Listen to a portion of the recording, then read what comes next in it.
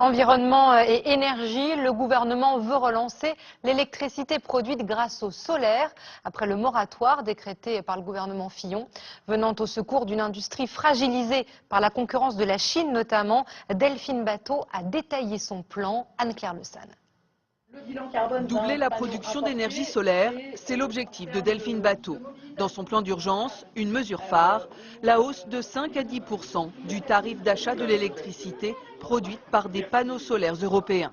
La bonification de 10%, c'est une prime, c'est une majoration qui compense une différence de coût. Et ça correspond aussi effectivement à du patriotisme écologique. Cette PME de l'Orne est une exception. Elle a résisté à la concurrence chinoise et à la baisse des subventions du gouvernement Fillon. Résultat, ces 2 dernières années en France, 14 500 emplois ont été détruits.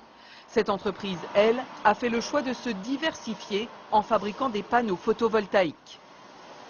Les mesures nous semblent vraiment aller dans le bon sens, pour peu qu'elles soient stables pendant un minimum de temps. Ce qui nous a fait beaucoup de mal durant ces 3-4 dernières années où les règles du jeu ont été changées entre 3 et 6 mois à peu près entre les différents tarifs, incitations fiscales et financières sur le marché photovoltaïque.